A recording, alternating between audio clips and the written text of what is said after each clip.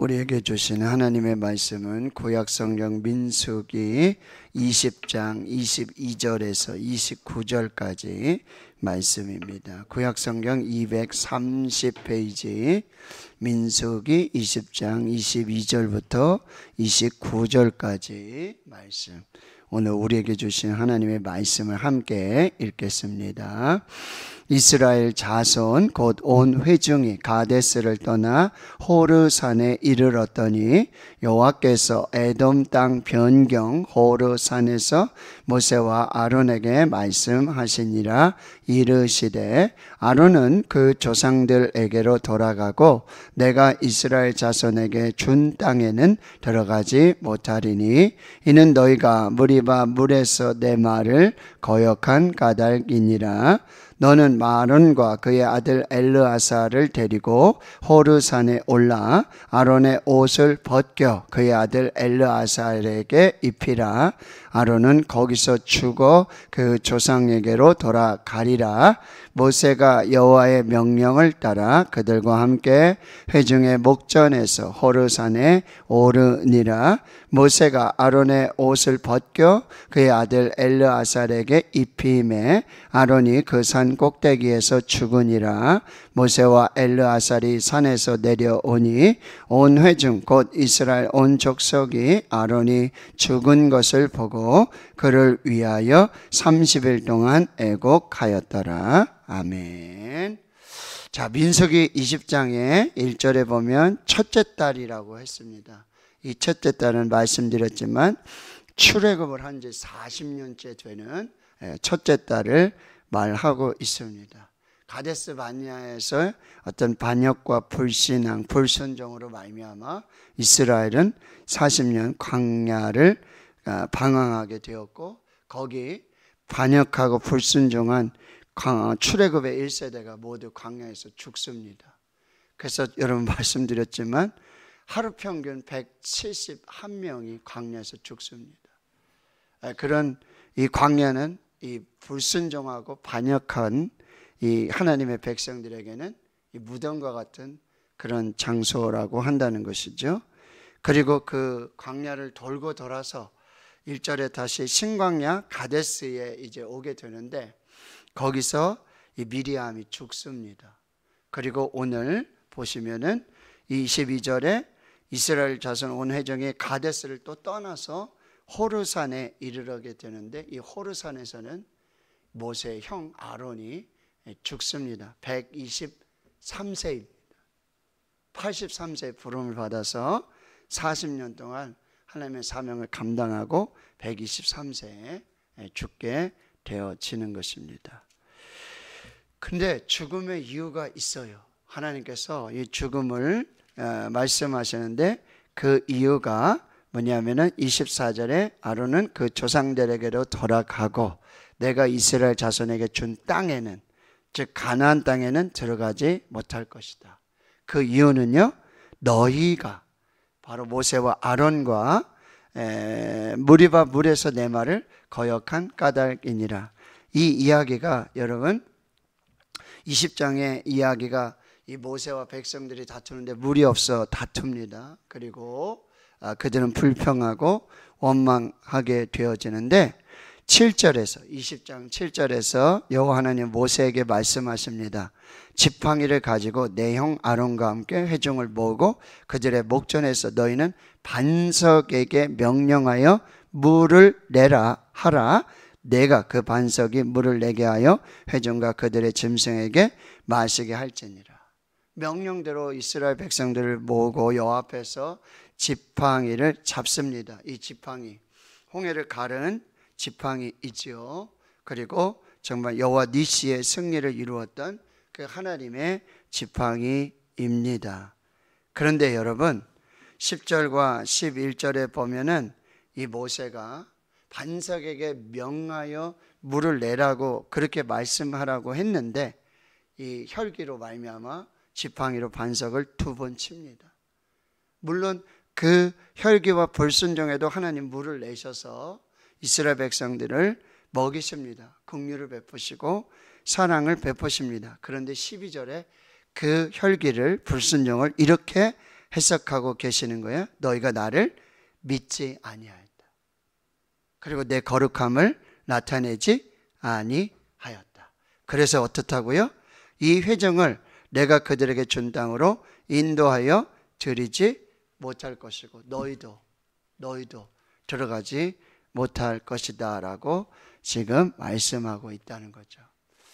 히브리서 9장 29절에 27절에 한 번 죽는 것은 하나님께서 정하신 것이고 그 후에는 반드시 심판이 있다고 말씀하세요. 아브라함도 죽고 이삭도 죽고 야곱도 죽고 요셉도 죽고 다 죽습니다. 한 번 죽는 것은 하나님께서 정하신 것입니다. 그 후에 반드시 심판이 있다라고 하는 거죠. 자, 이 아론의 죽음을 통해서 우리에게 주시는 이 하나님의 교훈 메시지는요, 바로 이 죽음의 때와 죽음의 방법은 뭐죠? 하나님이 정하신다는 거예요. 위대한 지도자 이 아론도 하나님의 때에 하나님의 방법으로 하나님께로부터 와서 다시 하나님께로 돌아가는 것입니다. 그것이 인생이고, 제가 장례 때마다 한 번씩 읽어드리는 이 천상병 시인의 귀천이라는 시. 나 하늘로 돌아가리라. 뭐요? 소풍 마치고 하늘로 돌아가리라. 다시 하나님께로부터 와서 다시 하나님께로 돌아가는데요, 그 때와 방법은 하나님만 아신다라고 하는 것입니다. 그런데 우리가 이 교훈으로 받을 첫 번째 교훈은 뭐죠? 끝까지 순종하라는 거예요. 끝까지 믿으라고 하는 것입니다. 하나님께서 여러분 모세와 아론을 통해서 일하시고요, 얼마나 많은 은혜와 사랑과 그런 특권, 그런 직임, 사명을 주셨는지 몰라요. 그런데 여러분 끝까지 순종해야 돼요. 공의로우신 하나님, 공의로우신 하나님, 여러분 구원과 심판을 이루시는 하나님, 사랑의 하나님과 동시에 인자하신 하나님과 동시에 공의로 심판하시는 거예요. 갈라디아서 6장에 뭐예요? 심은 대로 거두는 거예요. 육체를 따라 썩어질 것을 뿌리면은 썩어질 것을 거두고, 성령을 따라 심는 자는 성령으로부터 영생을 거두는 거예요. 심는 대로 거두는 것입니다. 근데 우리가 굉장히 중요하게 생각할 것은 뭐죠? 하나님의 말씀에, 명령에 가감없이 순종해야 된다는 거예요. 여기 자기 생각을 넣고 자기 뜻을 이루어서 덧붙이고 빼고, 계시록의 말씀에 뭐라 그래요? 이 예언의 말씀에 덧붙이고 빼면 그 심판을 더하고 그 심판을 더할 것이라고 그렇게 말씀하셔요. 때로는 하나님의 말씀이 우리가 여러분 순종하기 어려운 말씀일 수 있어요. 따르기 어려운 그런 말씀일 수 있어요. 그리고 충분히 재해석할 필요도 있어요. 그럼에도 불구하고 여러분 하나님의 말씀은 온전한 순종을 원하셔요. 물이 변화의 포도주가 되는 그 놀라운 첫 번째 기적의 역사는요, 마리아는 하인들에게 이렇게 말해요. 너에게 무슨 말을 하든지 그대로 해라. 여러분 발 씻고 손 씻을 그 물을 있잖아요, 포도주 항아리에 갖다 부으라는 거예요. 그 발 씻는 물, 손 씻는 물을 떠서 포도주 항아리에다가 부으라는 거예요. 말이 안 되잖아요. 무슨 말씀을 하든지 그대로 하라. 이 순종이요, 이 믿음이요, 물떠온 하인들은 알더라. 이게 믿음의 비밀이고요, 순종의 비밀이에요.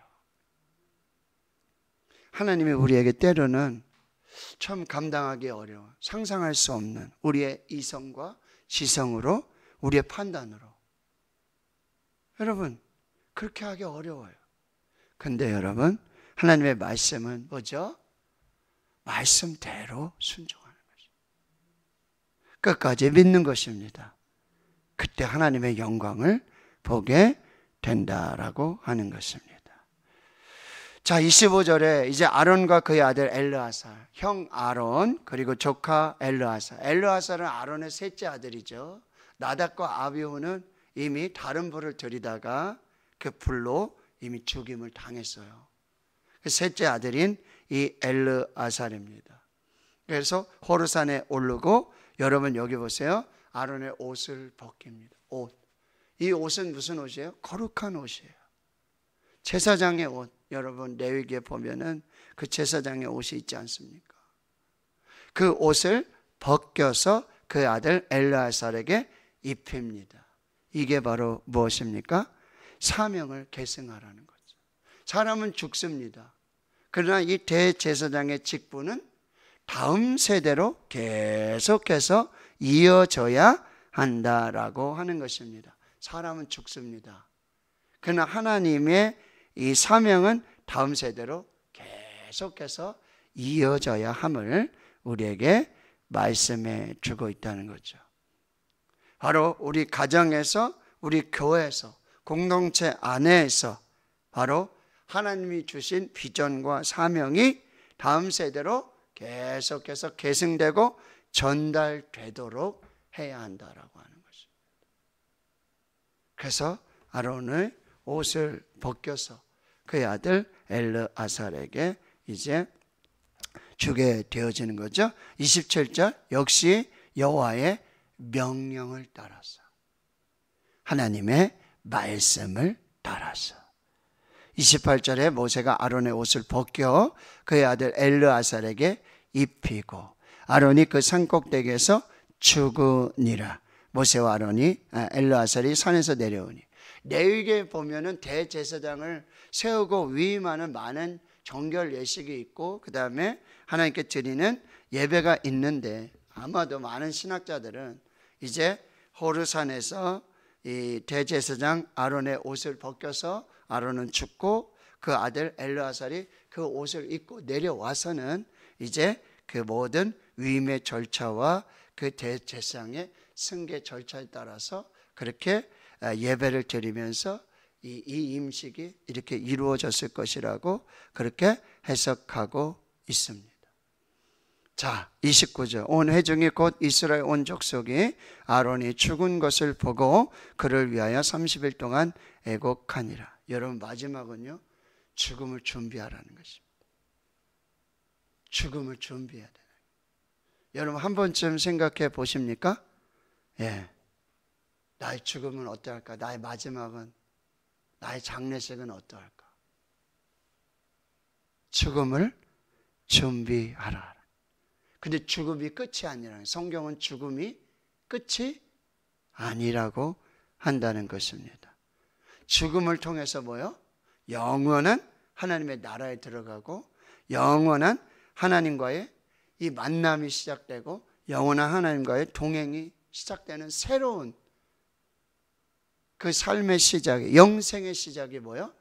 죽음을 넘어야, 죽음을 통과해야 된다. 그 죽음은 뭐죠? 마침표가 아니라, 세상에서 말하는 마침표가 아니라 죽음은 영원한 생명의 시작을 앞둔 쉼표라고 한다. 죽음은 쉼표예요. 죽어야 영원한 천국에서 하나님과 영원한 생명을 얻게 된다라고 하는 것입니다. 자, 부르시는 분도 하나님, 모세와 아론 부르신 분도 하나님, 사명을 맡겨주시는 분도 하나님. 그렇게 못하겠다 그러잖아요. 모세도 죽어도 못하겠다 그러고, 그래도 사명을 맡겨주시는 분도 하나님, 함께 하시는 분도 하나님, 은혜를 주시는 분도 하나님, 모든 것을 동행해 주시는 하나님, 그리고 뭐죠? 마치게 하시는 분도 하나님이다. 그 마침을 이루시는 분도 하나님. 그러니까 인생의 모든 최종 인사권자는 하나님이시라. 우리가 세운 것 같지만 하나님이 부르시고 택하시고 세우시고 직분을 주시고 사명을 주시고 일하게 하시고 그리고 마무리하게 하시는 분도 하나님이시라고 한다는 것입니다. 사람은 죽습니다. 지도자 죽습니다. 여러분, 사람이 죽어봐야, 지도자가 떠나봐야 그 사람이 그 공동체에서 어떤 위치와 어떤 역할을 했는지, 산에도 나무를 베어봐야 그 나무의 길이를 알 수 있습니다. 나무를 베어서 눕혀놔 봐야, 사람도 죽어서 관에 누워봐야 그 사람의 인생이, 그 사람의 크기가 어떠한지를. 이 세상에 어떤 위대한 지도자도 여러분 하나님 보내시고 하나님께로부터 와서 다시 하나님께로 돌아가는 것입니다. 여러분 아론의 죽음이 여러분 30일 동안에, 보통 3일이죠. 5일, 7일. 그러나 여러분 30일, 그 위대한 지도자를 잃은 이스라엘의 슬픔이라고 볼 수 있을 것입니다. 여러분 그렇게 사람은 갑니다. 지도자도 죽습니다. 그러나 하나님의 비전, 하나님의 사명은 영원히 계속 된다라고 하는 것입니다. 자, 끝까지 하나님을 경외함으로, 믿음으로 순종하십시오. 심은 대로 거둡니다. 뿌린 대로 거두게 된다는 사실. 그리고 사명을 계승하기 위해 여러분 다음 세대를 준비하셔야 돼요. 사람은 죽지만 사명은 계속됩니다. 지도자는 죽지만 사명은 계속돼요. 여러분 원로 목사님 계시고 또 그 전에 목사님들 계시잖아요. 그렇죠? 원로 목사님 계시고 은퇴하시고 그래서 대구시는 교회가 끝나는 게 아니잖아요. 계속해서 다음 세대로 이 하나님의 비전과 사명이 이루어지는데, 그렇다면 뭐죠? 교회에서, 가정에서, 이 공동체에서 뭐요? 다음 세대 지도자를 준비시켜야 된다. 다음 세대 지도자를 훈련시켜야 되고 신앙의 유산, 신앙의 계승을 잘 물려줄 수 있어야 한다는 게, 그런 공동체가 진짜 건강한 공동체예요. 지도자 하나가 죽고 리더가 하나 끝났다고 해서 공동체가 흔들리고 교회가 뭐 존폐 위기, 이거는 건강하지 않은 공동체. 지도자는 죽어도 하나님의 사명이 계속됨을 기억하고 우리 다음 세대, 이 다음 세대 리더들, 지도자를 세우는 일을 우리는 잘 준비해야 한다라고 하는 거고요. 또 우리 믿음으로 죽음을 준비하라. 죽음이 끝이 아니라 하나님과의 영원한 생명의 시작이라고 한다는 것. 부르신 분도 하나님, 사명을 주신 분도 하나님, 일하게 하시는 분도 하나님, 일을 마치게 하시는 분도 하나님. 하나님 앞에서 항상 모든 인생의 최종 인사견자가 하나님이심을 믿고 하나님 앞에서 겸손하게 사명을 잘 감당하고 마무리할 수 있도록. 그리고 이 아론은 뭐죠? 이 대제사장 대신 예수 그리스도의 예표예요. 영원한 대제사장이신, 세상의 인간의 그런 대제사장의 직분은 사람도 죽고 그 다음에 다시 계승되고 이어져야 하지만 우리에게 있는 영원한 대제사장 예수 그리스도. 그래서 여러분 히브리서 4장 말씀 한번 찾아보겠습니다. 히브리서 4장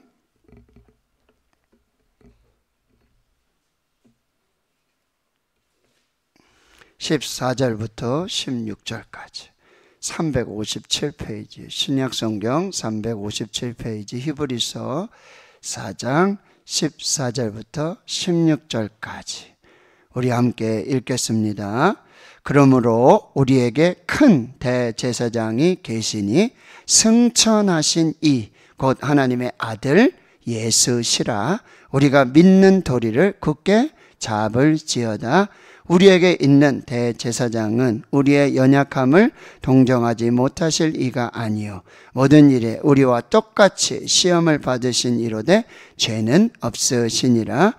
그러므로 우리는 긍휼하심을 받고 때를 따라 돕는 은혜를 얻기 위하여 은혜의 보좌 앞에 담대히 나아갈 것이니라. 아멘.